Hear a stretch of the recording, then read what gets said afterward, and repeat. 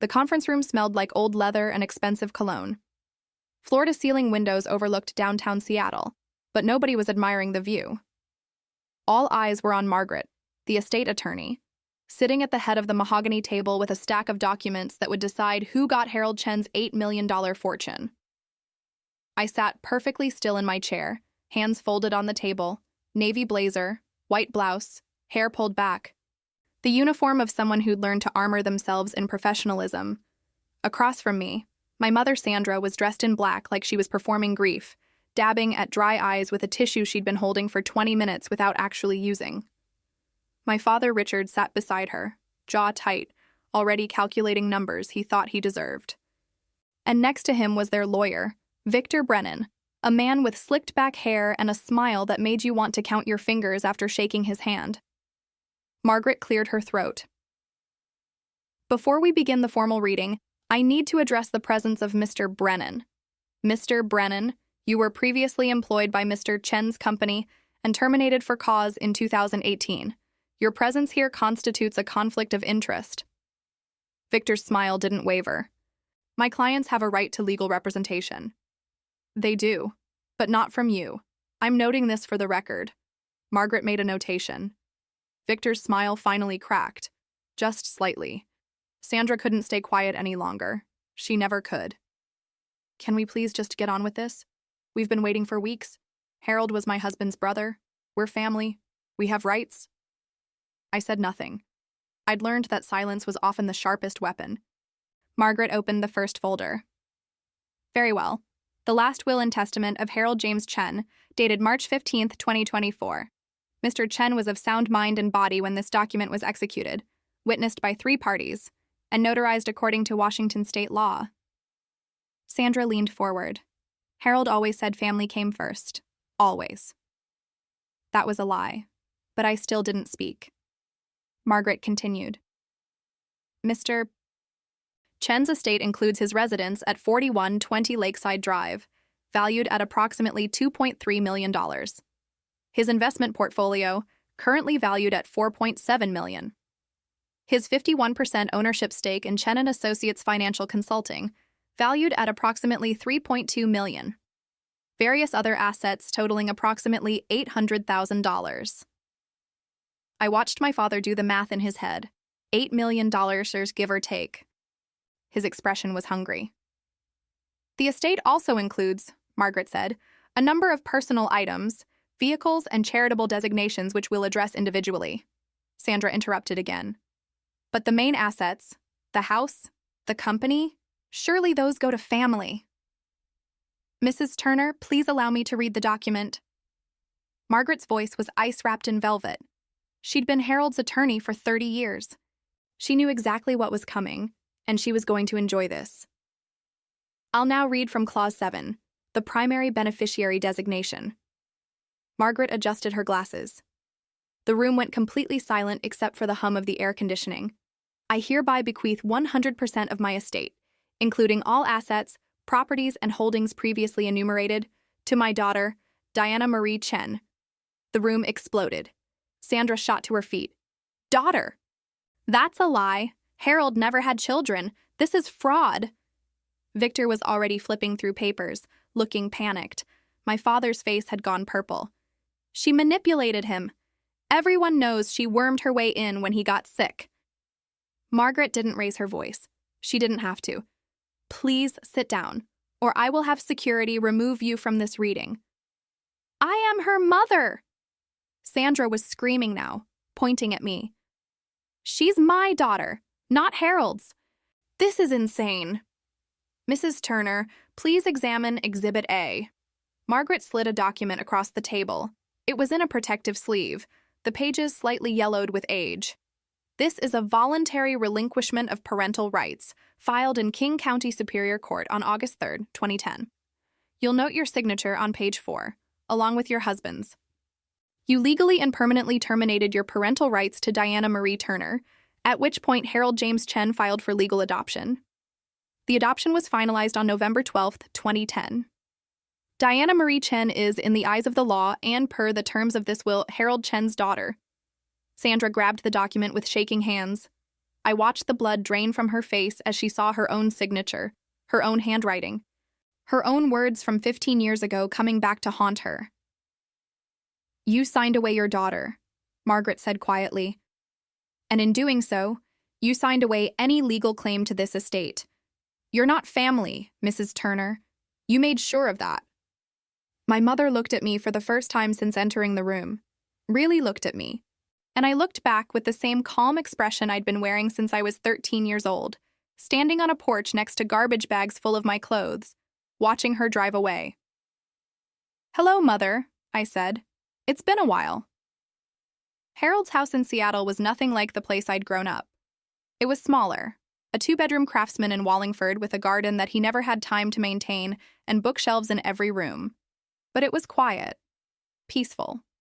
No one was screaming about auditions or headshots or whose turn it was to be the center of attention. The first night, Harold made spaghetti. Terrible spaghetti, overcooked and underseasoned, but he tried. We ate at his kitchen table, and he asked me about what I wanted to study at Cascade. Not what I was going to do to make him proud, not how I was going to pay him back, just what I wanted. "Math," I said, "and maybe economics.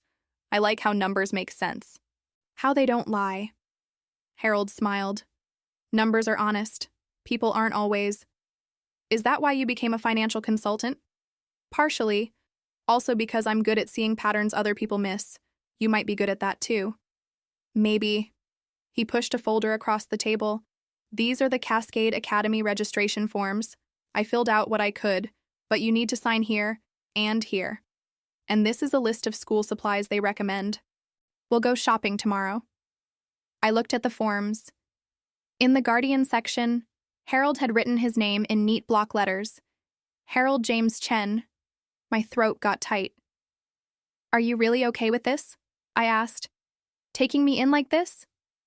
"Diana, I'm not taking you in like you're some charity case. You're my brother's kid, you're smart as hell, and you deserve a chance. I'm happy to give you that chance."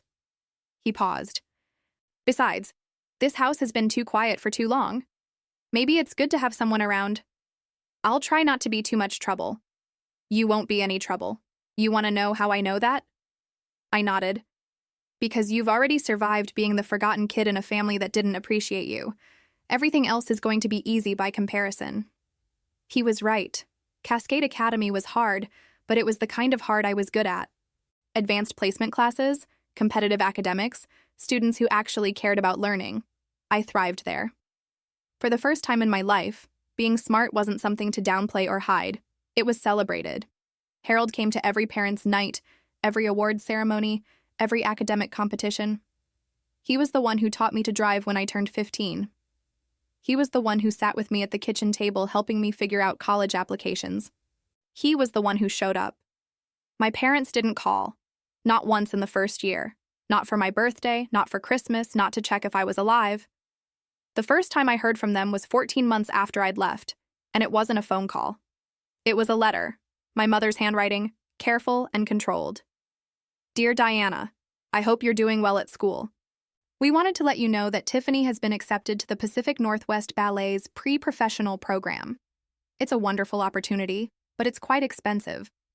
We were hoping your uncle might be willing to help with costs, given his financial situation and his interest in education. Please let him know we'd appreciate a call to discuss this. Love, Mom." I read the letter 3 times, each time feeling something different. First confusion, then anger, then a cold, clear understanding. They didn't want me back.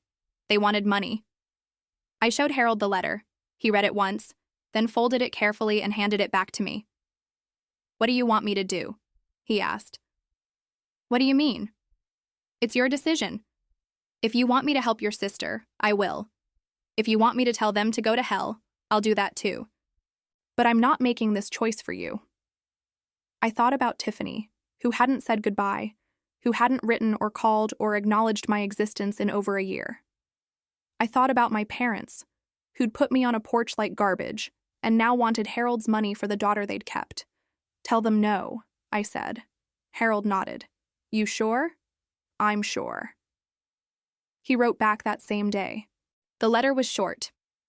"I appreciate you reaching out, but my financial support is dedicated to Diana's education and future. I wish Tiffany well in her endeavors. Best regards, Harold. They wrote back 2 weeks later. This time the letter was angry. How dare Harold play favorites? How dare he help one niece and not the other? Didn't he care about family? Harold threw that letter away without showing it to me, but I found it in the recycling. I read every venomous line, and I felt nothing. They'd made their choice. Now they had to live with it. The requests for money continued sporadically over the years, always phrased as if they were doing Harold a favor by giving him the opportunity to invest in Tiffany's future. Always ignored. I graduated from Cascade Academy third in my class. Harold threw me a party at the house, invited his colleagues and their families, made a speech about how proud he was. My parents didn't come. They didn't even send a card. I went to the University of Washington on a full academic scholarship. I studied accounting and business management. I graduated summa cum laude. I passed the CPA exam on my first try. And Harold offered me a job. I need someone I can trust, he said. Someone who understands numbers and won't steal from me. You interested? Chen & Associates Financial Consulting was small then, just Harold and 3 other consultants, working with local businesses and individual clients. But Harold was good at what he did, and his reputation was growing. I started as a junior analyst. Within 6 months, I was restructuring client portfolios and finding inefficiencies Harold had missed. Within a year, I was bringing in my own clients. Within 2 years, Harold made me a partner. You're better at this than I am, he said when he offered me the partnership papers. Sharper, faster, you see things I miss. You taught me everything I know. I taught you the basics. You took it and ran. That's all you. He smiled. Besides, I'm not getting any younger. I need someone who can take over when I retire. You're 53. You're not retiring anytime soon. Maybe not. But when I do, I want to know the company is in good hands. We shook on it. Diana Chen, partner. I was 26 years old. The company grew. We expanded from financial consulting to investment management, estate planning, tax strategy. We hired more staff, moved to a bigger office downtown with those floor-to-ceiling windows overlooking the city. Harold was the face of the company, the one who brought in the big clients. I was the engine, the one who made sure everything ran smoothly and profitably. We were good together. Father and daughter in everything but blood. My parents called exactly once during those years. I was 27, and it was my father on the line, not my mother. Diana, he said, it's Dad. I was at my desk in the office. I looked at Harold's name on the door across from mine. Hello. How are you? We haven't heard from you in a while. 14 years. It had been 14 years since they'd put me on that porch. I'm fine, busy.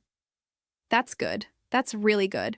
Listen, I wanted to call because your mother and I were talking, and we thought maybe it's time to put the past behind us.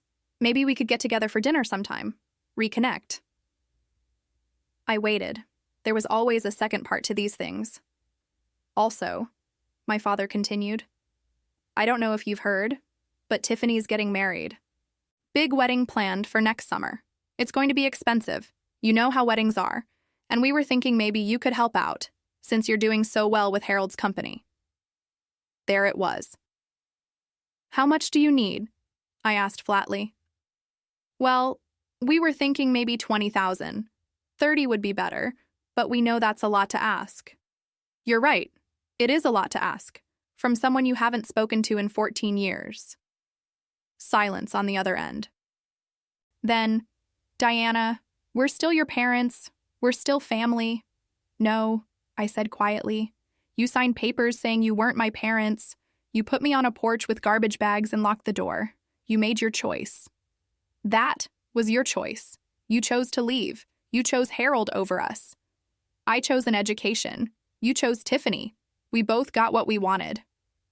So you're saying no, you won't help your own sister. I'm saying I don't have a sister. I have Harold. That's my family. I hung up. My hands were shaking, but I felt lighter than I had in years. Harold appeared in my doorway 2 minutes later. You okay? They called asking for money, for Tiffany's wedding. What did you say? No. Harold smiled. Good. You want to get lunch? Yeah, I'd like that. We never talked about my parents after that. They were ghosts, irrelevant to the life I'd built. The years passed. The company thrived. I became CFO at 32, managing a portfolio worth over $50 million for our clients. Harold and I bought the building our office was in, a smart investment that tripled in value over 5 years. We made money, lots of it, and Harold was generous with his success. He donated to scholarship programs for kids from difficult family situations. He funded a STEM initiative at Cascade Academy in my name. He set up trust funds for his employees, kids. He was building a legacy. When I'm gone, he told me one night over dinner at his favorite Italian restaurant, I want people to remember that I tried to do some good, that I didn't just hoard money like some dragon, that I helped people who needed it. You're not going anywhere for a long time, I said. I'm 68. Diana, I'm not immortal. You're healthy. You just got a clean bill of health from Dr. Morrison last month. I did, but things happen, and I want to make sure my affairs are in order. He pulled out a folder. I've been working with Margaret on updating my will. Harold, you don't have to talk to me about this.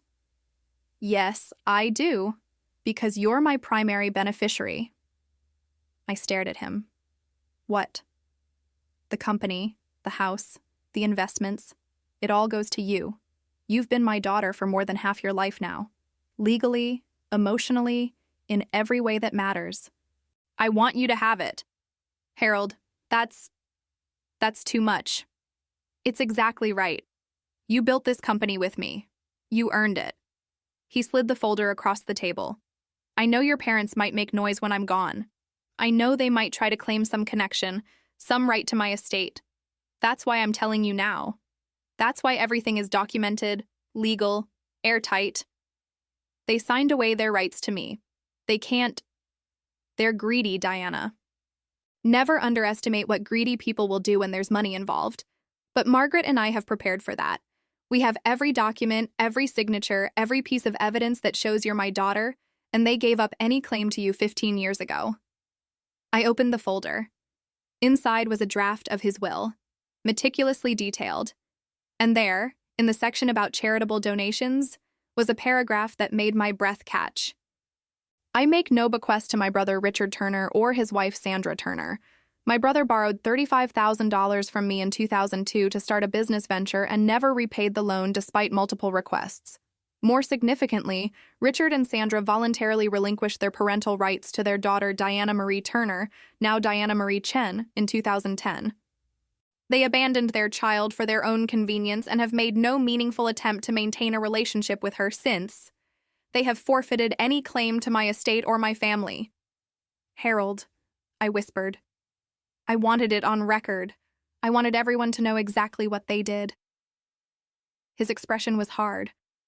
They don't get to rewrite history. They don't get to show up when I'm dead and pretend they were loving parents who deserve something. They made their choice. This is the consequence. I felt tears threatening. Thank you. You don't have to thank me for telling the truth. He reached across the table and took my hand. You're my daughter, Diana. You have been since the day I picked you up from that porch, and I'm so goddamn proud of the woman you've become. That was 3 years ago. 3 years of building the business even bigger, of Harold slowly stepping back and letting me take more control. 3 years of him teaching me everything he knew about legacy and responsibility and what it means to be generous with your success. 3 years of me thinking we had all the time in the world. We didn't. Harold collapsed in the office on a Tuesday morning. Massive heart attack. He was unconscious before he hit the floor. I rode with him in the ambulance, holding his hand, begging him to stay with me. He squeezed my hand once, just once, and then his grip went slack. He died at Swedish Medical Center at 11:47 a.m., surrounded by doctors and machines and me. His daughter, the one who'd never stopped being grateful that he'd shown up that day 15 years ago. I called Margaret from the hospital. Then I called the office to tell the staff. Then I sat in that sterile waiting room and cried until I couldn't breathe. I didn't call my parents. I didn't even think about them. The funeral was 2 weeks later. I planned everything according to Harold's wishes. Small service, no religious ceremony, donations to scholarship funds instead of flowers. About 50 people came. colleagues, clients, friends from his running club. I didn't expect my parents to show up. I didn't invite them. I'd barely thought about them in the chaos of planning and grieving and trying to keep the company running. But they came. I was standing near the front of the funeral home, accepting condolences, when I saw them walk in. My mother in an expensive black dress I knew she couldn't afford. My father in a suit that didn't quite fit. And Tiffany, who I almost didn't recognize, blonde hair, perfectly styled, looking like she'd stepped out of a magazine. They walked right up to me. "Diana," my mother said, opening her arms like she expected a hug. "We're so sorry for your loss." I stepped back. "What are you doing here?"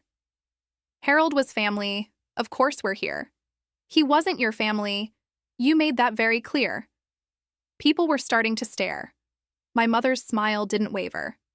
"This isn't the time or place for old grudges, Diana. We all loved Harold." "You didn't know Harold. He was my brother-in-law for 30 years, my father said quietly. "We knew him." Tiffany hadn't said anything yet. She was looking around the funeral home like she was appraising the furniture. One of Harold's colleagues, Michael, appeared at my elbow. "Diana, do you need anything?" "I'm fine," I said, not taking my eyes off my parents. These people were just leaving. "We're not leaving," my mother said. "We have every right to be here." "No, you don't. Harold didn't want you here. He made that very clear in his will." My mother's expression flickered. Just for a second, I saw the calculation behind her eyes. "His will," she repeated. "Yes, the will that's being read next week. The will that Margaret Henderson is executing. I assume you remember Margaret, Harold's attorney for 30 years. "We'd like to be there," my father said. "For the reading, as family." And there it was. They weren't here to mourn Harold. They were here because they'd heard about the estate. "You're not family," I said quietly. "Horan, you're not welcome. Please leave." My mother's mask slipped entirely. "You can't keep us out of the will reading.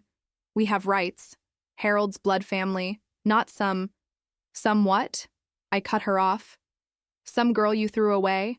Some daughter you gave up for $11,000 and a summer camp?" The room had gone completely silent. Everyone was watching now. "That's not what happened," my mother hissed. "That's exactly what happened. You signed papers. You gave me up. Harold took me in and made me his daughter. Legally, completely.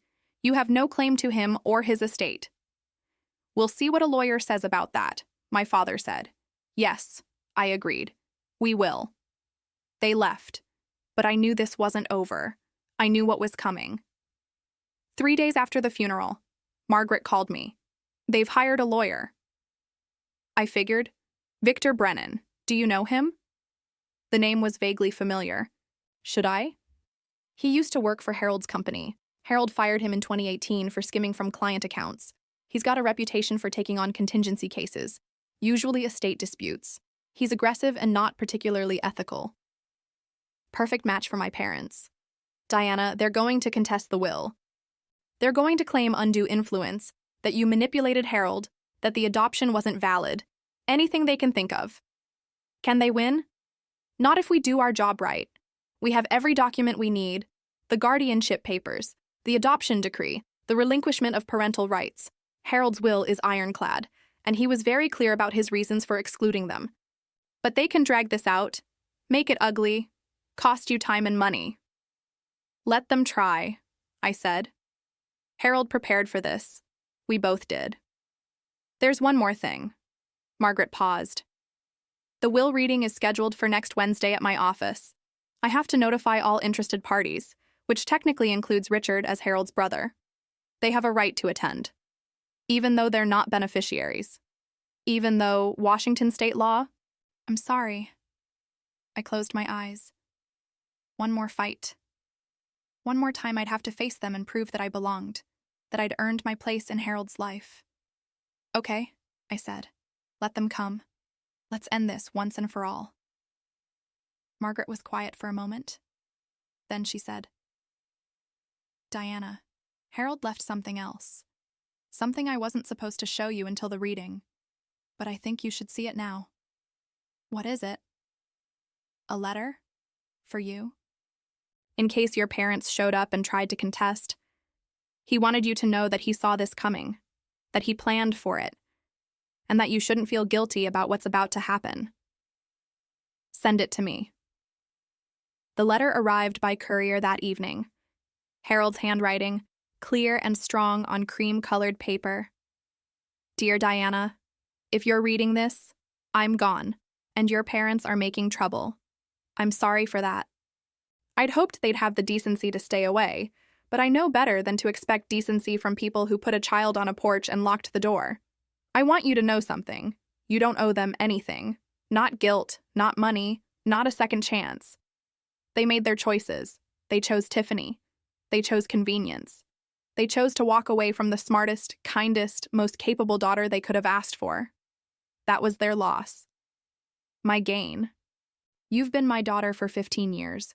You've worked beside me, built this company with me, made me prouder than I ever thought possible. Everything I have, you earned. Not because you're my niece, not because I felt sorry for you, because you're brilliant and hardworking and you deserve it. Don't let them make you doubt that. Don't let them rewrite the story. Margaret has all the documents you need. The relinquishment papers are the key. They signed away their rights, and that means they have no standing to contest. Let them scream, let them threaten. The law is on our side. And Diana, when this is over, when you've won and they've slunk away, I want you to do something for me. I want you to be happy. Not guilty happy, not relieved happy, actually happy. Build a life. Fall in love if you want. Travel. Do something stupid and fun. You've spent so much of your life being strong and responsible. You've earned the right to be young. I love you, kiddo. I always have. You were the daughter I never knew I wanted, and the family I chose instead of the family I was born into. Make me proud. But more importantly, make yourself proud. Love, Harold. I read it 3 times, crying harder each time. Then I folded it carefully and put it in my desk drawer next to the acceptance letter from Cascade Academy. 2 pieces of paper that had changed my life. Wednesday came, Margaret's office, the conference room with the view of Seattle, and my parents, sitting across from me with their lawyer, ready to fight for money they'd never earned from a man they'd never loved. I was ready. Harold had prepared me for this moment for 15 years. He'd taught me to be strong. He'd taught me to be smart. He'd taught me that family isn't about blood. It's about who shows up when it matters. And I was about to show them exactly what that meant. They arrived early. That was the first sign they'd prepared for this, like it was a battle. I got to Margaret's office at 9:45 a.m. for the 10 a.m. reading. My parents were already in the lobby with Victor Brennan, their lawyer. He was exactly what I'd expected. Slicked back hair, expensive suit that screamed, "I'm successful," a little too loudly, and a smile that didn't reach his eyes. My mother was wearing all black again, playing the grieving sister-in-law. My father looked uncomfortable in his suit, tugging at his collar. And Tiffany was there too, on her phone, looking bored. Victor stood when he saw me. "Ms. Chen, I'm Victor Brennan, representing the Turner family. We haven't had a chance to meet formally." "We've met," I said coldly. "You worked for Harold's company for 6 months before he fired you for stealing." Victor's smile tightened. That's a mischaracterization. There was a financial disagreement that led to my departure. Nothing was proven. Because Harold didn't want to waste time prosecuting you. He just wanted you gone." I turned to Margaret's receptionist. "Is the conference room ready?" "Yes, Ms. Chen. Ms. Henderson is waiting for you." I walked past my parents without acknowledging them. I heard my mother's sharp intake of breath, the beginning of some protest. But Victor must have stopped her. Good. Let him think he could control this situation. The conference room was exactly as I remembered from business meetings with Harold. Long mahogany table, leather chairs, floor-to-ceiling windows overlooking the city. Margaret was already seated at the head of the table, 3 bankers, boxes stacked beside her chair, files spread out in front of her. She looked up when I entered. "Diana, how are you holding up?" "I'm fine." I sat down in the chair to her right. "Let's just get this over with. Before they come in, I want you to know the plan. I'm going to read the will in full. Every clause, every bequest, every stipulation. It's going to take about 45 minutes. I'll also be reading Harold's personal statement, which outlines his reasons for his decisions. That's where things are going to get uncomfortable. I can handle uncomfortable. I know you can. But Diana, Harold didn't pull any punches. What he wrote about your parents. It's brutal. It's the truth, but it's brutal. Good. They deserve the truth. Margaret nodded. Victor Brennan is going to object. A lot. He's going to claim impropriety, undue influence, anything he can think of. Don't engage with him. Don't react. Let me handle it. Okay. And one more thing. There are going to be other people here. Harold left bequests to several charities and individuals. They have a right to attend. Some of them knew your family situation, some didn't. Just be prepared for that. The door opened. My parents filed in with Victor, followed by 4 other people I recognized. Harold's longtime secretary, Patricia, his accountant, James, and 2 representatives from scholarship foundations Harold had supported. Everyone took seats. My parents positioned themselves directly across from me, Victor between them like a barrier. My mother's eyes were fixed on me with an intensity that made my skin crawl. She looked like she was trying to set me on fire with her mind. Tiffany sat at the far end of the table, still on her phone. She hadn't looked at me once. Margaret waited until everyone was settled, then stood. Good morning. Thank you all for coming. We're here for the reading of the last will and testament of Harold James Chen, who passed away on October 3, 2024. I'm Margaret Henderson, Mr. Chen's attorney of record for the past 30 years. This will was executed on March 15, 2024, and was witnessed by 3 parties in accordance with Washington state law. Victor raised his hand like he was in school.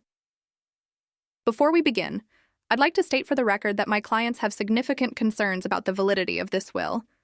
We believe there was undue influence exerted by Mrs. Chen, and we're prepared to contest Mr. Brennan. Margaret's voice could have cut glass. You'll have ample opportunity to contest this will through the proper legal channels. This is a reading, not a courtroom. You may observe and take notes, but you will not interrupt. If you cannot abide by those rules, you'll be asked to leave. Am I clear? Victor's jaw tightened. Perfectly clear. Good. Let's begin. Margaret opened the first folder. I, Harold James Chen, being of sound mind and body, do hereby declare this to be my last will and testament, revoking all previous wills and codicils.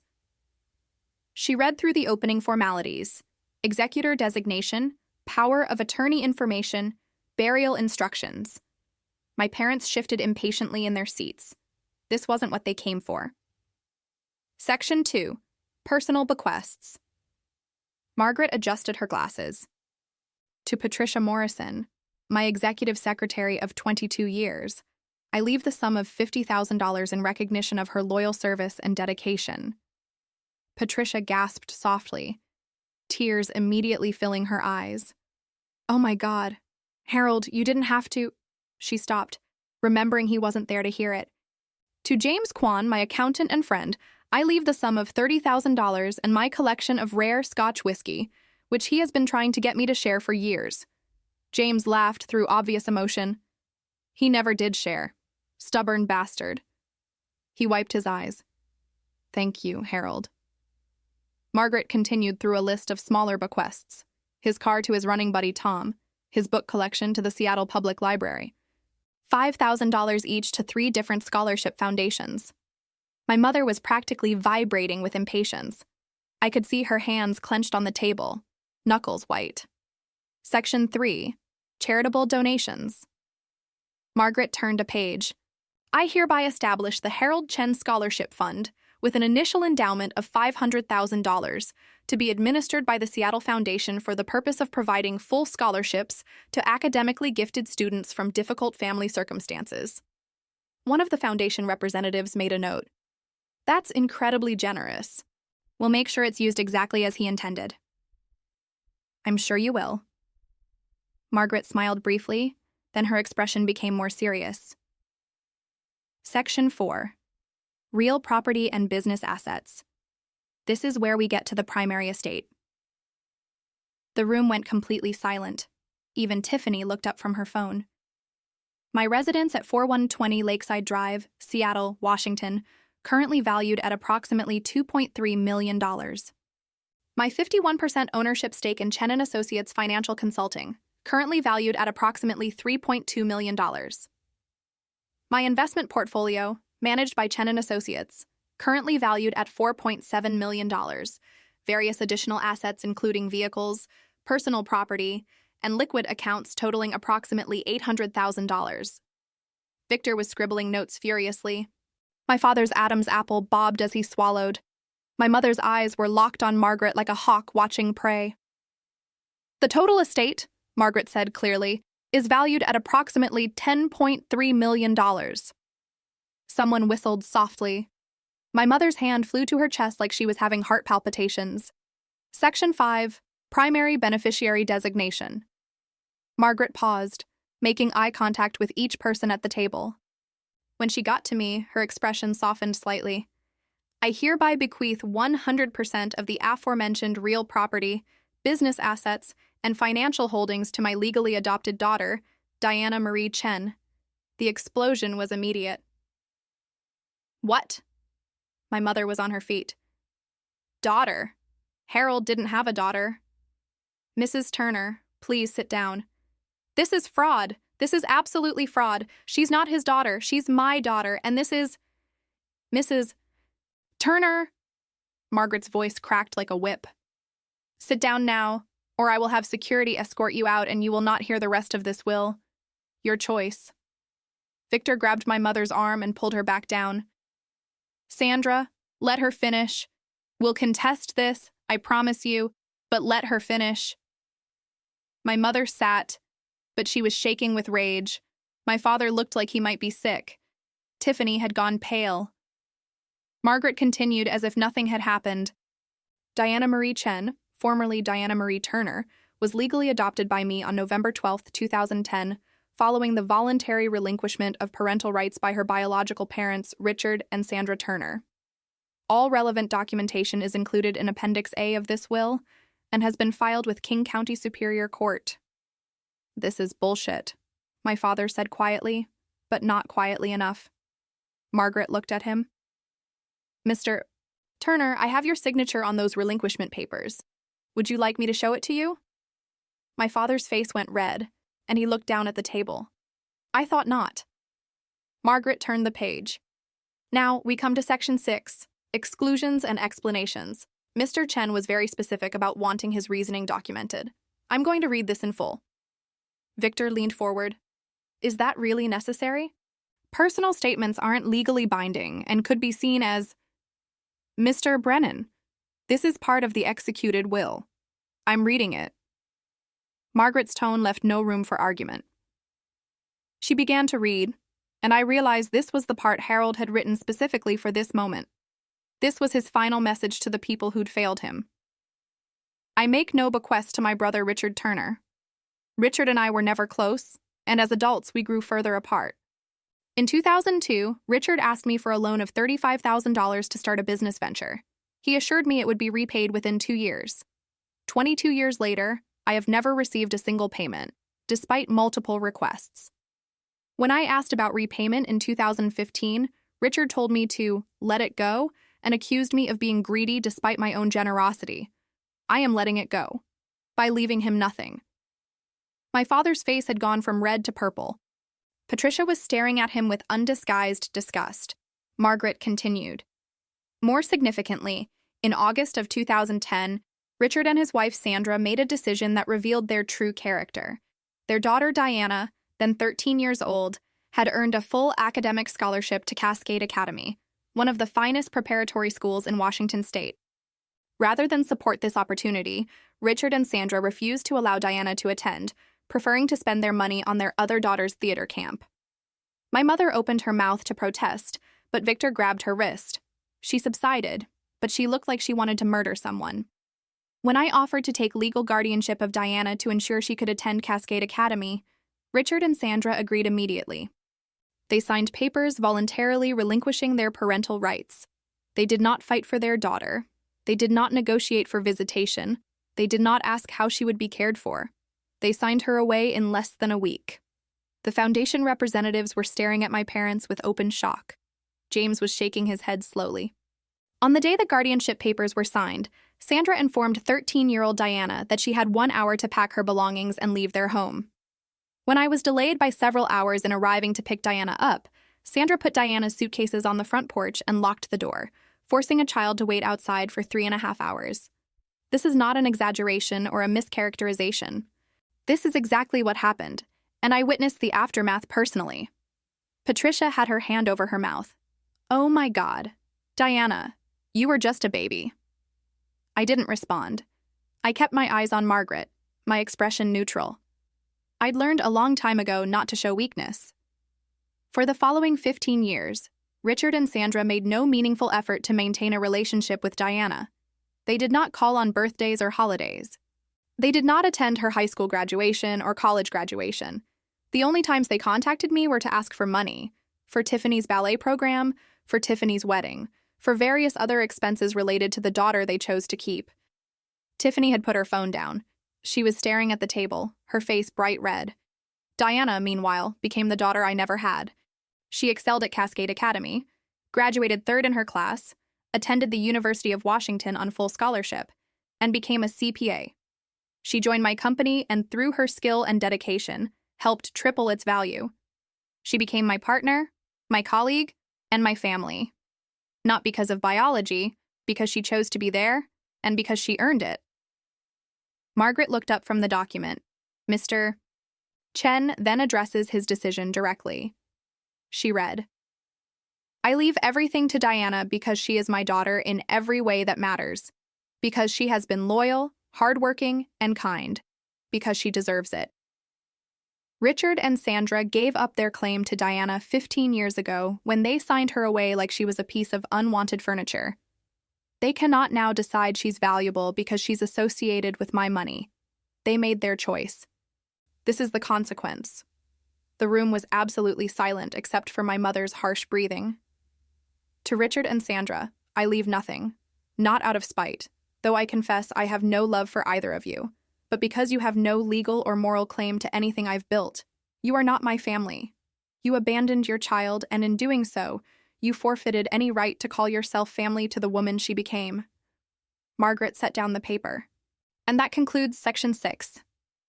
My mother was crying now, but they weren't tears of sadness. They were tears of rage. He can't do this. He can't poison people against us with lies. They're not lies, Mrs. Turner. I have documentary evidence of every claim Mr. Chen made.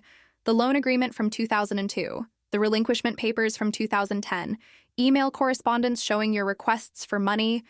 Would you like me to enter them into the record? You can't prove we locked her out of the house, my father said desperately. That's just his word against ours. Actually, I can. Margaret opened another folder. I have a sworn affidavit from Mr. Chen, dated 2010, describing exactly what he witnessed when he arrived to pick up Diana. I also have Diana's own statement, given when she was 18 and no longer a minor. And I have testimony from 2 neighbors who witnessed a 13-year-old girl sitting on your front porch with suitcases for over 3 hours. My father's face crumpled. He had nothing to say to that. Victor cleared his throat. This is all very inflammatory, but it doesn't change the fact that my clients are Mr. Chen's biological family. They have standing to contest this will on the grounds that— On what grounds, Mr. Brennan? Margaret cut him off. That their family, they legally relinquished their daughter, that Harold was unduly influenced. Harold updated this will less than a year ago when he was in perfect health, witnessed by 3 independent parties. That Diana manipulated him. Diana has worked for Harold's company for 12 years, and I have employment records, tax documents, and client testimonials showing that she earned every penny of her compensation. She was in a position of influence. She had access to— She was his daughter, his legally adopted daughter. She had every right to be in his life and in his will. Margaret leaned forward. Mr. Brennan, I know you're aware of Washington state law regarding will contests. You know that adult children who were legally adopted have full inheritance rights. You know that biological family members who voluntarily relinquished their parental rights have no standing to contest. So what exactly is your legal theory here? Victor's jaw worked silently. He had nothing. He'd known from the start he had nothing. But he'd taken the case anyway because he was getting paid on contingency, and he knew my parents were desperate enough to try anything. "We'll find something," he finally said. "I'm sure you'll try.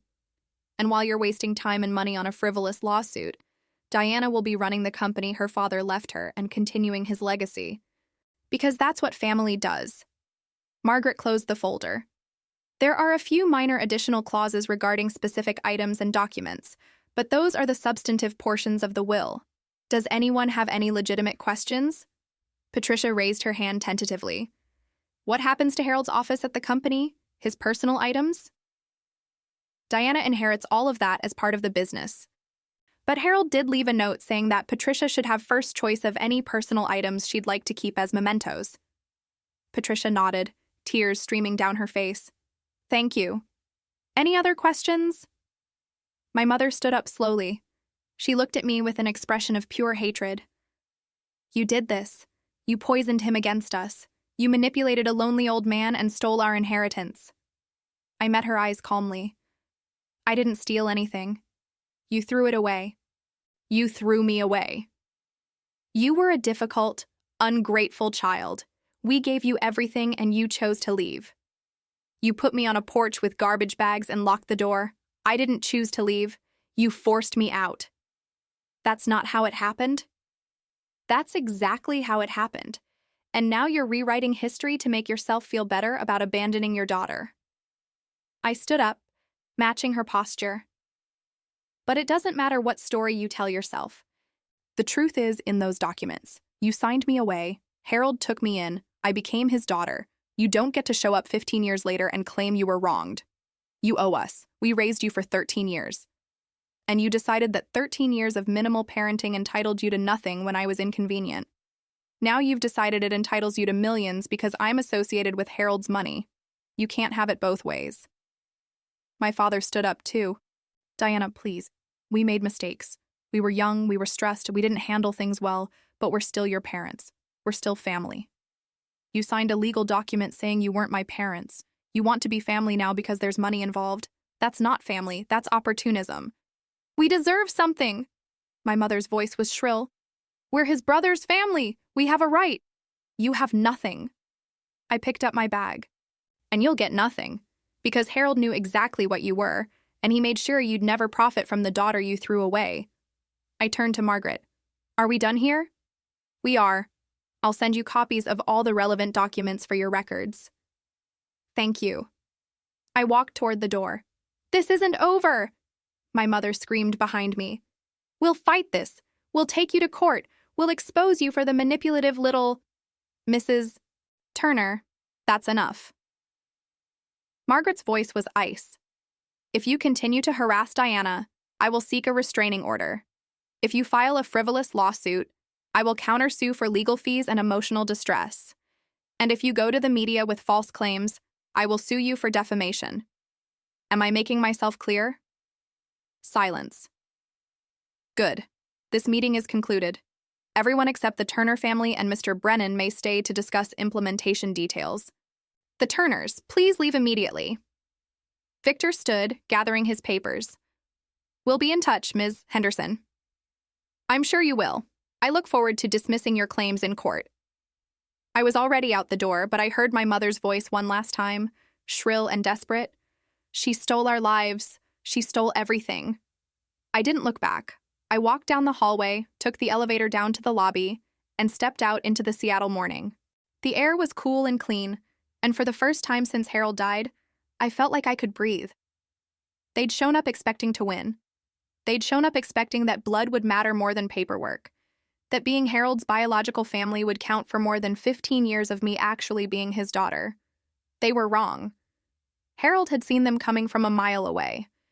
He'd documented everything, prepared every defense, made sure that when this moment came, I'd have everything I needed to win. My phone buzzed. A text from Margaret. "You did great. They'll file a contest, but it won't go anywhere. Harold made sure of that. I'll handle it. You just take care of yourself." I texted back, "Thank you." Another text came through, this one from an unknown number. I almost deleted it, but something made me open it. Diana, it's Tiffany. I'm sorry for everything. I didn't know. I should have known. But I didn't. I'm sorry. I stared at the message for a long time. Then I put my phone away without responding. Some apologies came too late. Some bridges, once burned, couldn't be rebuilt with a single text message. I had a company to run, a legacy to protect, and a family to honor. The family I'd chosen. The family that had chosen me back. Everything else was just noise. I thought it was over. I really did. I thought the will reading would be the end of it. That they'd slink away and lick their wounds and maybe, eventually, accept that they'd lost. I underestimated their desperation. 3 days after the will reading, Victor Brennan filed a formal contest. The grounds were predictable: undue influence, lack of testamentary capacity, fraud in the adoption proceedings. It was a scattershot approach, throwing everything at the wall to see what would stick. Margaret called me as soon as she got the filing. It's nonsense. All of it. Harold was examined by his physician 2 weeks before updating the will and declared in perfect mental health. The adoption was finalized 14 years ago by a superior court judge. And the undue influence claim is laughable, given that you've been his daughter for over half your life. So what happens now? We file a response, we present our evidence, we get it dismissed. It'll take a few months, but Diana, there's no scenario where they win this. Okay, do what you need to do. There's one thing you should know. Victor is going to try to drag this out, make it as painful and public as possible. He's already been talking to reporters. My stomach dropped. What? There was an article in the Seattle Times this morning. Family dispute over Chen estate heads to court. It's vague, doesn't name you specifically, but it talks about the estranged biological family contesting the will. They're going to the media. They're going to try. But Diana, we have the truth on our side. If they push this into the public eye, it's going to backfire spectacularly. The story of parents who abandoned their child and then showed up demanding money, that's not going to win them any sympathy.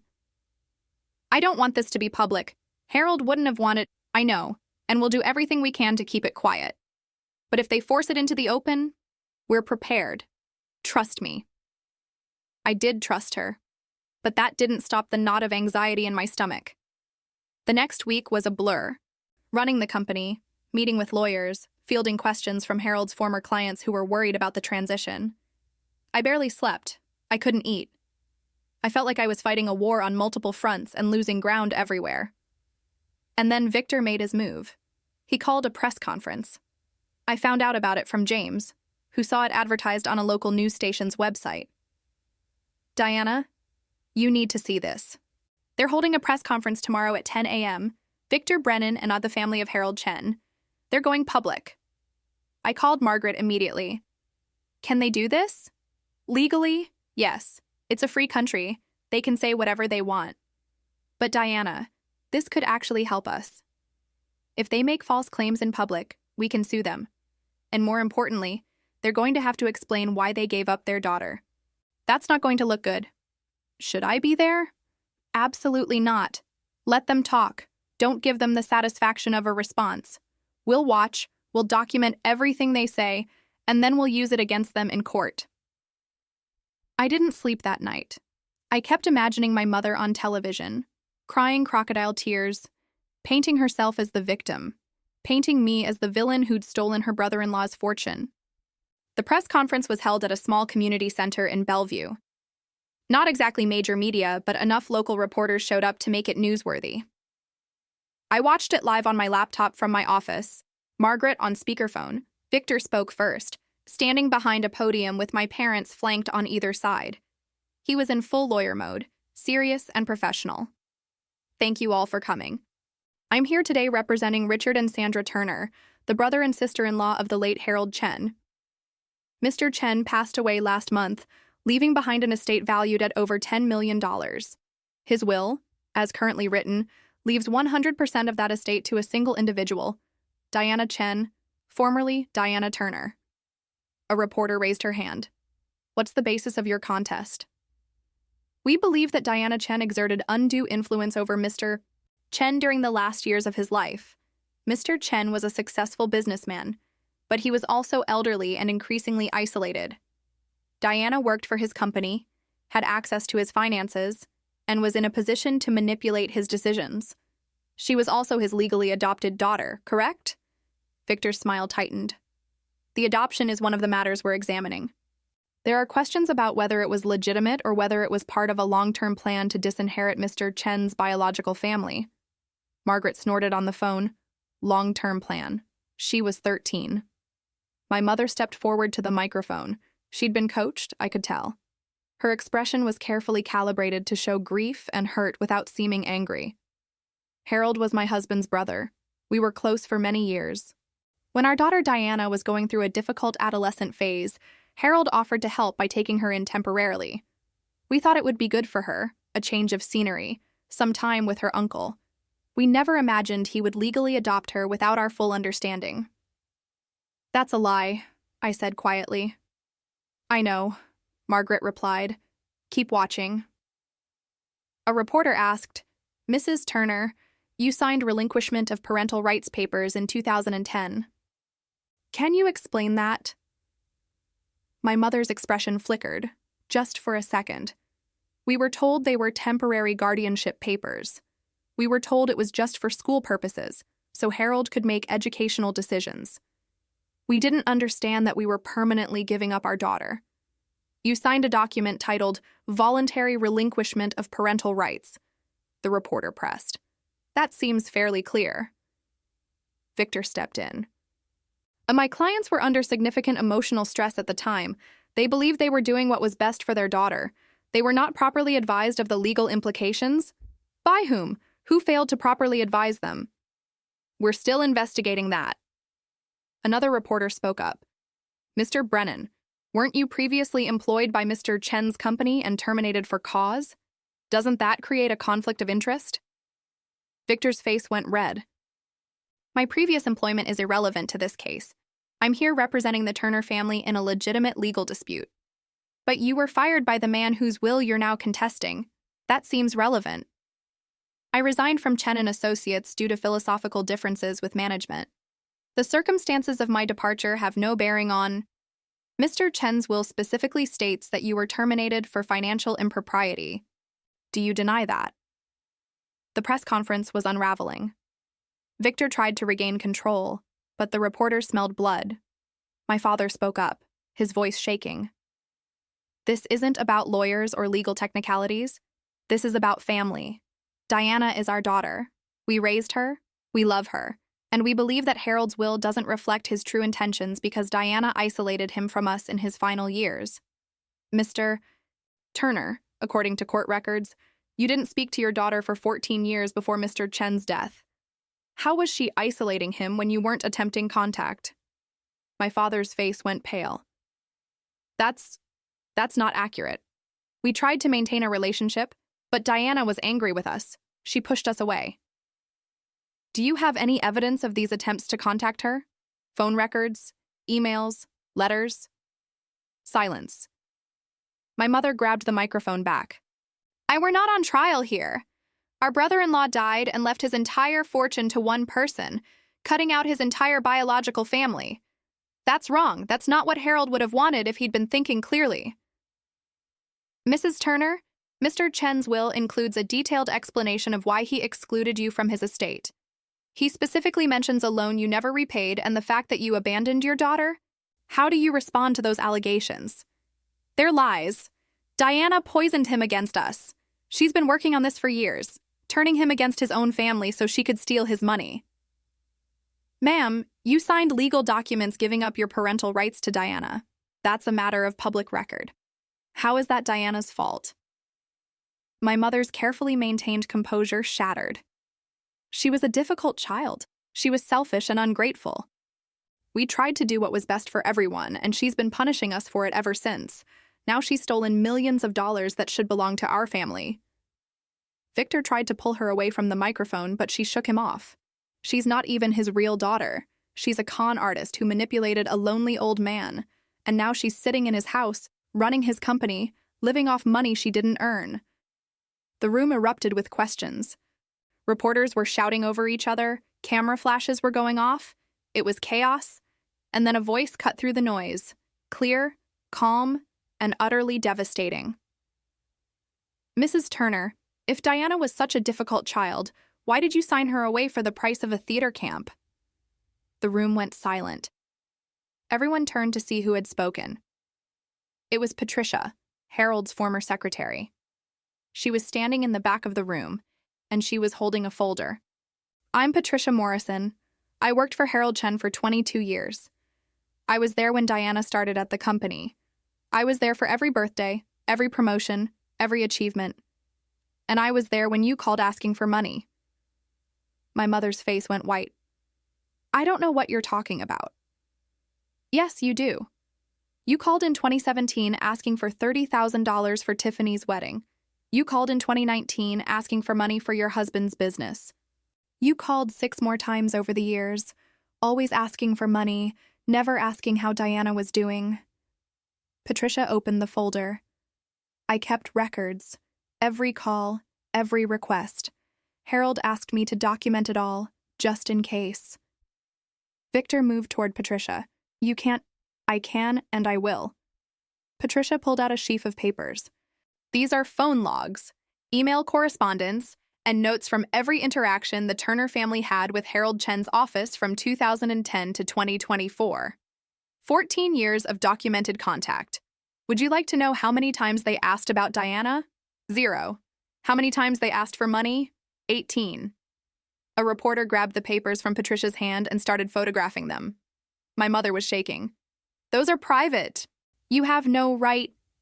"They're business records from a company that Diana now owns. She has every right to release them."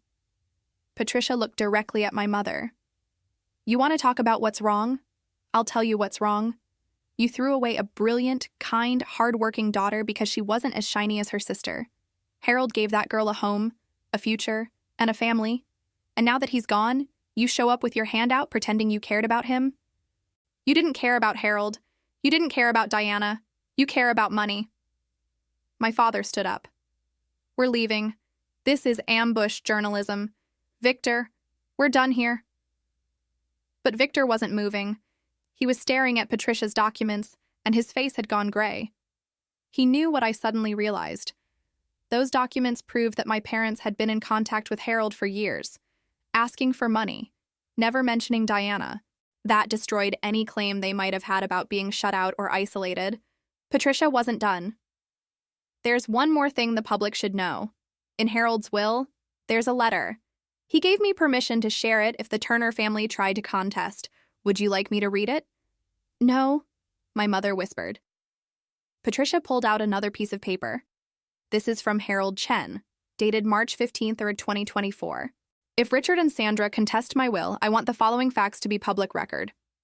On August 3rd, 2010, they signed legal documents permanently relinquishing their parental rights to their 13-year-old daughter, Diana. They did this willingly and without coercion. On the same day, Sandra Turner removed Diana's belongings from their home and refused to allow Diana to wait inside for me to arrive, forcing a child to sit outside for over 3 hours. This is not a metaphor or an exaggeration. This is what happened." The room was completely silent except for the clicking of camera shutters. For the next 14 years, Patricia continued reading. Richard and Sandra made no effort to maintain a relationship with Diana.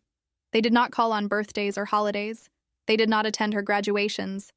The only times they contacted me were to request money. I have documentation of 18 such requests, totaling over $200,000. I granted none of them. My mother had her face in her hands. My father was staring at the floor. "I leave my estate to Diana because she is my daughter in every way that matters. She earned everything she received through hard work, loyalty, and love. Richard and Sandra gave up any claim to Diana 15 years ago. They cannot now decide she is valuable because she is associated with my money. They made their choice. This is the consequence. Signed, Harold James Chen." Patricia folded the letter carefully. That's what Harold wanted the world to know. Not that he was rich, not that he was generous, but that he knew the difference between real family and people who only show up when there's money involved. She looked at my parents one last time. "You don't deserve Diana. You never did. And Harold made sure you'd never profit from the daughter you threw away. Patricia walked out of the room. The reporters immediately swarmed my parents, shouting questions. Victor was trying to create a path to the exit, but it was pandemonium. I watched my mother's face on the screen. She looked destroyed, not sad, not repentant, just destroyed, because she'd been exposed. The carefully crafted story of the wronged family had been blown apart in front of cameras, and now everyone knew the truth. Margaret's voice came through the phone, filled with satisfaction. Well, that was unexpected. Patricia, I said, she just won your case for you. With those documents and Harold's letter, there's no way Victor can proceed. He'd be laughed out of court. My phone buzzed with a text from Patricia. I hope you don't mind. Harold asked me to keep those records for a reason. Seemed like the right time to use them. I texted back, thank you for everything. Another buzz, this one from an unknown number. I opened it, expecting another reporter. It was Tiffany. I'm so sorry. I didn't know. I swear I didn't know it was that bad. Please, can we talk? I stared at the message for a long time. Then I typed, not now, maybe someday. But not now. The press conference coverage dominated local news for the next 48 hours. The story went from family disputes will to parents who abandoned daughter demand inheritance. Editorial boards wrote scathing pieces about parental responsibility and greed. Social media was brutal to my parents. And Victor Brennan quietly withdrew the will contest. Margaret called me with the news. It's over. Victor filed a motion to withdraw. He knows he can't win, and he doesn't want to risk sanctions for filing a frivolous lawsuit. So that's it? It's done? It's done. The will goes to probate, which is routine, should be finalized in about 90 days, and then everything is officially yours. I sat in Harold's office, my office now, and looked out at the Seattle skyline. The same view he'd looked at for 30 years. The same city where he'd built his company, his fortune, his legacy, and now it was mine. Not because I'd manipulated anyone, not because I'd stolen anything, but because I'd been there. Because I'd shown up when it mattered. Because I'd been his daughter and he'd been my father, and that meant something. My phone rang. Unknown number. I almost didn't answer, but something made me pick up. Hello? Ms. Chen, this is Brian Walters from the Seattle Times. I was at the press conference yesterday.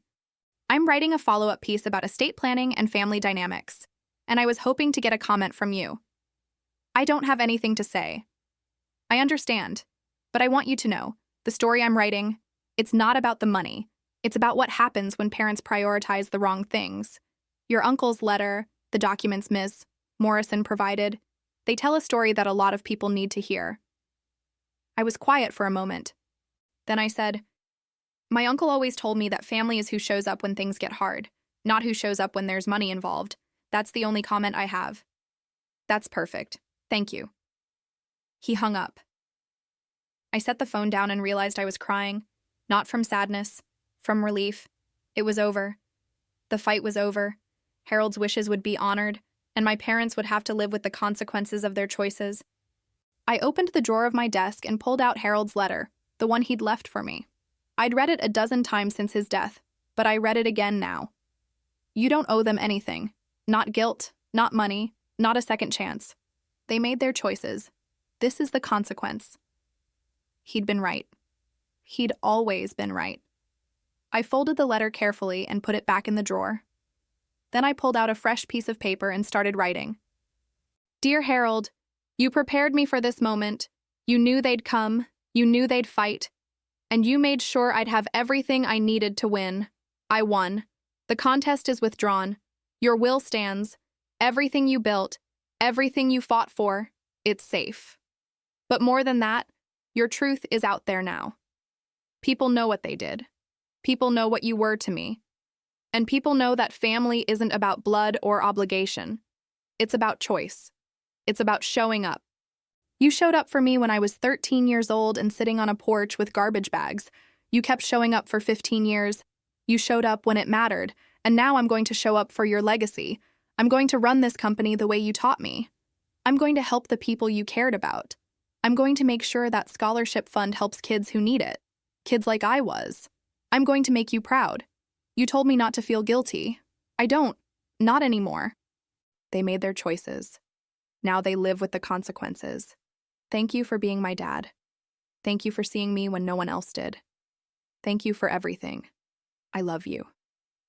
Diana. I folded the letter and put it in an envelope. Then I drove to the cemetery where Harold was buried. It was a quiet afternoon, overcast but not raining. Harold's grave was simple, just a flat stone with his name and dates. I'd chosen the inscription, Harold James Chen, builder, teacher. Father. I knelt down and placed the letter on the grave. It's done, I said quietly. They're gone. You were right about everything. You were always right. The wind rustled through the trees. Somewhere nearby, a bird was singing. I'm going to be okay, I told him. You made sure of that. I'm going to be better than okay. I'm going to be happy. Like you wanted. I stayed there for a while, just sitting in the quiet, feeling the weight of the last few weeks finally lifting off my shoulders. When I finally stood up to leave, I felt lighter, freer. The fight was over, the truth was out, and I had won. 3 months after the will contest was withdrawn, the estate cleared probate. Everything became officially, legally, irrevocably mine. The house on Lakeside Drive, the company, the investments, all of it. I stood in Harold's house, my house now, and felt the weight of it. Not the money, the responsibility. Harold had spent 30 years building this, and now it was my job to protect it, grow it, use it the way he would have wanted. The first thing I did was renovate his home office. Not to erase him, but to make it mine. I kept his desk, the one he'd worked at for 20 years. I kept the bookshelves filled with financial journals and first editions of economic theory texts. But I added my own touches, photos from Cascade Academy, my CPA certificate, a framed copy of the first client contract I'd ever landed on my own. And on the wall behind the desk, I hung Harold's letter to me. The one he'd written knowing my parents would fight, the one that had given me strength when I needed it most. The second thing I did was restructure the Harold Chen Scholarship Fund. $500,000 was generous, but I could do more. I increased the endowment to $2 million and expanded the criteria. The scholarship would specifically target students who'd experienced family rejection, foster care, or difficult home situations. Students who needed more than just tuition money. They needed someone to believe in them. Students like I'd been, Patricia helped me coordinate with the Seattle Foundation. We set up an application process, assembled a review committee, and prepared to award the first scholarships for the following academic year. Harold would love this, Patricia said as we finalized the paperwork. He always said the money didn't matter as much as the people you helped with it. He practiced what he preached, I replied. Every scholarship recipient gets paired with a mentor from Chen & Associates, someone who can guide them, help them navigate college and career planning. No one should have to do it alone. Like Harold did for you? Exactly like Harold did for me. The company was thriving. With the ownership structure settled and the cloud of the will contest lifted, clients who'd been nervous about the transition relaxed. Several had called to congratulate me on the probate clearance, and 2 major prospects we'd been courting for months finally signed. I promoted James to senior partner. He'd been loyal to Harold for 15 years, and he deserved recognition. I hired 3 new analysts, all young and hungry and brilliant, and I established a profit-sharing program that ensured every employee benefited from the company's success. You're building something sustainable here, James told me during a strategy meeting. Not just profitable, sustainable. That's Harold's real legacy. Not the money, but the model. He was right. Harold had never been about maximizing profits at any cost. He'd been about building something that lasted, that meant something, that helped people. I was determined to continue that. 4 months after probate cleared, I got a letter in the mail, handwritten envelope, unfamiliar return address in Spokane. I almost threw it away, thinking it was another reporter or someone looking for money. But something made me open it. Dear Diana, I don't know if you'll read this. I wouldn't blame you if you threw it away without looking. But I'm hoping you'll give me a chance to say what I need to say. I'm sorry. I'm sorry for not standing up for you when we were kids. I'm sorry for being so wrapped up in my own world that I didn't see what Mom and Dad were doing to you. I'm sorry for not reaching out in 15 years, for not calling or writing or trying to know the person you became. I'm sorry for showing up at Uncle Harold's will reading like I deserved to be there. I know that now. I watched the news coverage of the press conference. I saw what Patricia revealed. I read Uncle Harold's letter, and I realized I never knew the truth. Mom and Dad told me you wanted to leave, that you chose Uncle Harold over us, that you were angry and difficult, and that's why you left. I believed them because it was easier than asking questions. I was 16 and selfish, and I didn't want to think about the fact that my sister was gone. So I just didn't think about it. That's not an excuse. That's just the truth. I've spent the last 4 months thinking about that day when you left. I remember Mom telling me you were going to stay with Uncle Harold for a while. I remember your room being empty. I remember Mom and Dad never talking about you after that, and me not asking because it felt awkward. I should have asked. I should have called you. I should have done something. I didn't. And then Uncle Harold died, and I came to the will reading because Mom said it was important, that we were family and we had a right to be there. I didn't know about the estate. I didn't know about the money. I swear I didn't. I just thought it was a family thing. Then I heard Margaret read that will. I heard about the adoption. I heard about the relinquishment papers, and I realized my parents had lied to me for 15 years. I confronted them after the press conference. Mom said you'd manipulated Uncle Harold, that you'd always been jealous of me, that you were trying to punish them. Dad just looked miserable and wouldn't say anything. I didn't believe her anymore. I moved out 2 weeks later. I'm living with a friend in Spokane now. I got a job teaching theater at a community center. It doesn't pay much, but it's honest work and I like it. I'm not asking for anything. I'm not asking for forgiveness or money or a relationship. I know I don't deserve any of that. I just wanted you to know that I'm sorry, that I see now what they did to you, that I understand why you don't want anything to do with our family. And I wanted you to know that I'm proud of you. I read about the scholarship fund. I read about what you're doing with Uncle Harold's company. You're doing good things. Important things. Uncle Harold chose the right person. If you ever want to talk, I'm here. But if you don't, I understand that too. I hope you're happy, Diana. I really do. Love, Tiffany. I read the letter 3 times. Each time, I felt something different. Anger at first. Anger that it had taken this long, that it had taken a public scandal for her to see the truth. Then sadness for the sister I'd never really had, the relationship that had never existed because our parents had created 2 separate realities in our house. And finally, tentatively, something that might have been hope. I set the letter down and thought about Harold's advice, about how family is who shows up when things get hard, about how people can change, but they have to earn it. Tiffany hadn't shown up when I needed her, but she was showing up now, late, but showing up. I picked up a pen and started writing. Dear Tiffany, thank you for your letter. I'm not going to lie and say it doesn't matter that you didn't reach out for 15 years. It does matter. It hurt. But I also understand that you were a kid, and kids believe what their parents tell them. I believed them too, for a long time. I believed I was the problem, that I was difficult and ungrateful, and that's why they didn't want me. Uncle Harold taught me that wasn't true. He taught me that I deserved better, and that the people who loved me would show it through their actions, not their words. I'm not ready for a full relationship yet. I'm not ready to be sisters like we never were. But I'm willing to talk. Carefully, slowly. If you want, you can email me. We can start there. No pressure, no expectations, just 2 people who happen to share DNA trying to figure out if there's anything worth building.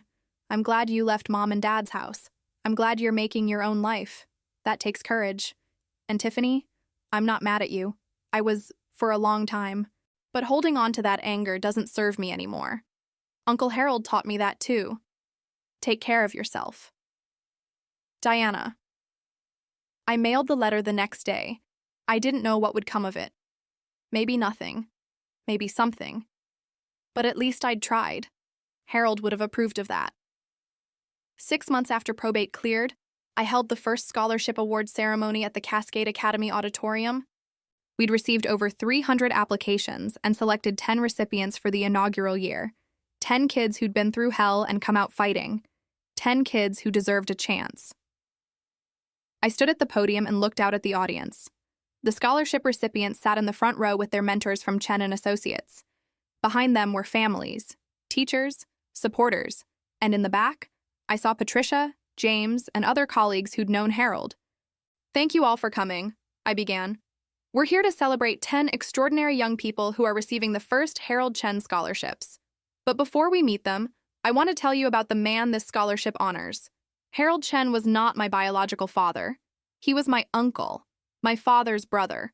But when I was 13 years old and my biological parents decided they didn't want to pay for my education, Harold stepped in.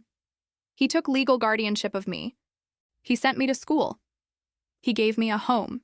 He gave me a future. More importantly, he gave me something I'd never had before: unconditional support. He showed up to every award ceremony, every parent-teacher conference, every moment that mattered. He didn't do it because he had to. He did it because he chose to. And he taught me that family isn't about biology.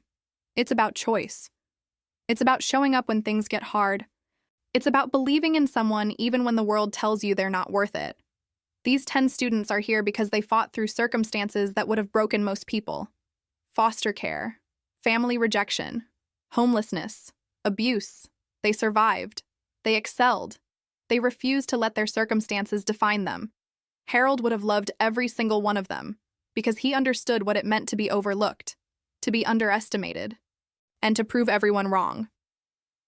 This scholarship isn't just money. It's a promise that you're not alone, that someone believes in you, that someone is going to show up when you need them, the same promise Harold made to me 20 years ago. So to our 10 recipients, welcome to the family, the real family, the one you choose, the one that's going to be here for you every step of the way. The audience applauded. The scholarship recipients stood, and one by one, I called their names and handed them their award letters. Each one had a full 4-year scholarship to the college of their choice, plus a stipend for books and living expenses, plus a mentor who would guide them through the process. The last recipient was a girl named Maya, 17 years old, who'd spent 5 years in foster care after her parents' rights were terminated. She'd maintained a 4.0 GPA while working 2 part-time jobs and caring for her younger siblings who'd been placed separately. When I handed her the award letter, she started crying. "Thank you," she whispered. "Thank you so much." "You earned this," I told her. "Every bit of it. And Maya, it gets better, I promise." She nodded, still crying, and hugged me tightly. I thought about 13-year-old Diana, sitting on a porch with garbage bags, wondering if anyone would ever choose her. Harold had chosen her, and now I was choosing these 10 kids. The cycle continued. After the ceremony, I drove to the cemetery. It was becoming a habit, visiting Harold's grave when something important happened, telling him about the company's successes, about the scholarship recipients, about the life I was building with the foundation he'd given me. I sat down next to his headstone and smiled. 10 kids, Harold. 10 kids who are going to get the chance we got. 10 kids who are going to learn that their circumstances don't define them. That's your legacy. Not the money. This. The evening was cool and quiet. Seattle spread out below the cemetery, lights beginning to twinkle as the sun set. "Mom and Dad haven't contacted me again," I continued. "Victor Brennan's license is under review by the Bar Association for taking a case with such an obvious conflict of interest. Tiffany and I have been emailing, carefully. She's different than I remember, or maybe I just never really knew her. The company posted record profits last quarter. James says you'd be proud. Patricia says you'd tell me not to work so hard and to take a vacation. She's probably right. I'm happy, Harold. You told me to be happy, and I am. Not every day. Some days are hard. Some days I miss you so much I can barely breathe. But overall, I'm building something good, something that matters, something that honors you."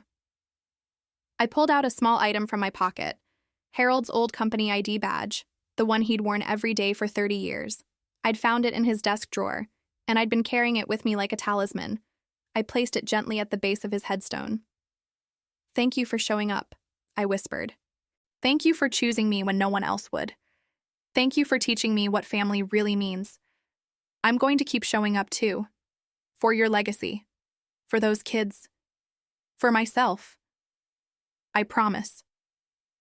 The wind rustled through the trees, and for just a moment, I could have sworn I felt Harold's hand on my shoulder. Steady. Warm. Sure. The way it had been that day he picked me up from the porch. The way it had been for 15 years. The way it would always be in my memory. I stood up, brushed off my pants, and walked back to my car. Tomorrow, I had a meeting with a potential client. Next week, I had coffee scheduled with Maya, the scholarship recipient, to talk about her college choices. Next month, I had the quarterly board meeting for the Scholarship Foundation. I had work to do, a legacy to build, a future to create. And somewhere, I knew Harold was smiling, because I'd learned his lesson well. Family isn't blood. Family is choice. And when you choose right, when you show up for the people who show up for you, when you build something bigger than yourself, that's when you win. Not just the inheritance, not just the money, but the thing that actually matters. A life worth living, a legacy worth leaving, and a family worth choosing. This video features a fictional narrative crafted with AI tools for storytelling and entertainment purposes. The characters on events and situations depicted are entirely fictional and not based on real news, specific individuals, or actual events. Any resemblance to real persons, living or dead, or actual events is purely coincidental. Family is who chooses to stay when things get difficult. Blood is not a binding contract. Love is measured not in DNA, but in presence. In the moments that matter. In the choice to show up.